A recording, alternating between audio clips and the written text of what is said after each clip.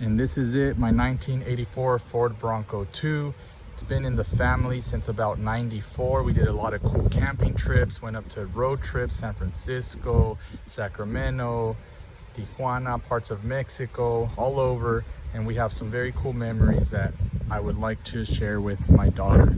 This was my first car in high school, and it's been sitting for a long time now. Let's take a look. Here's my America sticker that I put when I was in 11th grade. Ooh, man, it's gonna need a lot of work. Still has that smell. The liner went out a long ass time ago. I remember in high school, everybody would write their name up here, but you can't even see that anymore. One big crack, 2 cracks, not too bad.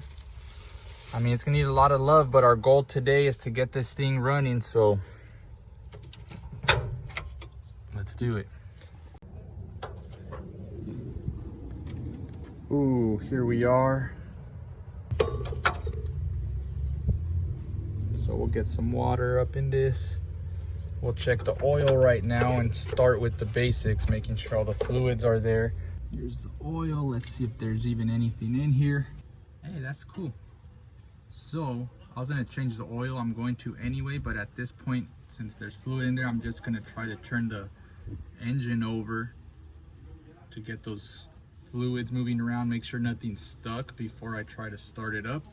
I remember my dad, when I was 16, yelled at me because I guess it burned a little bit of oil here, and he came and checked the oil and there was like barely any oil in there, and he yelled at me. It was like, dude, what the hell are you doing driving around with no oil? All right, 19mm socket. I'm gonna turn the motor clockwise. That's what I saw.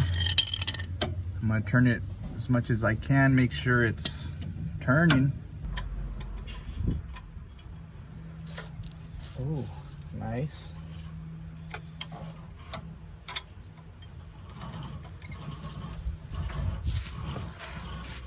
All right. I mean, I'm not sure how stiff it's supposed to feel, but I'm not feeling any like resistance. It's getting a little bit smoother the more I turn. Very good. I don't hear any crazy sounds or nothing. It's getting a little bit smoother. All right, so the battery's hooked up, has oil, has water, the motor turned.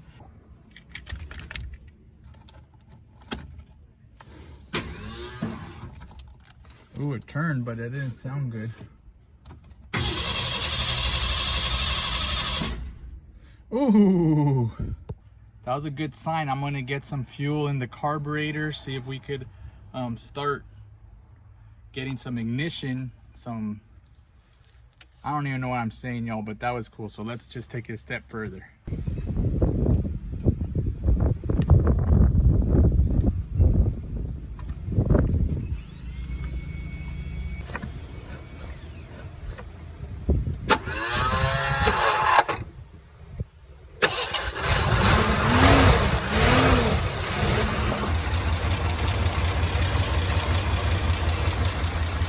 Running, it's up at idle now.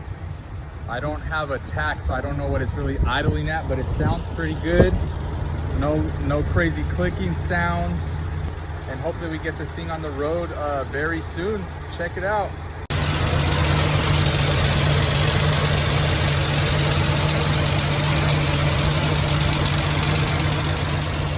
Yeah, there we go. I have an exhaust leak. That's been there since I was in high school. We got oil pressure's normal. I'm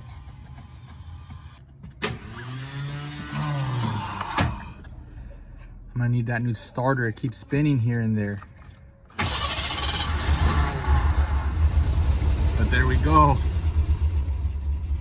All right, so it's idling a little different than it was this morning.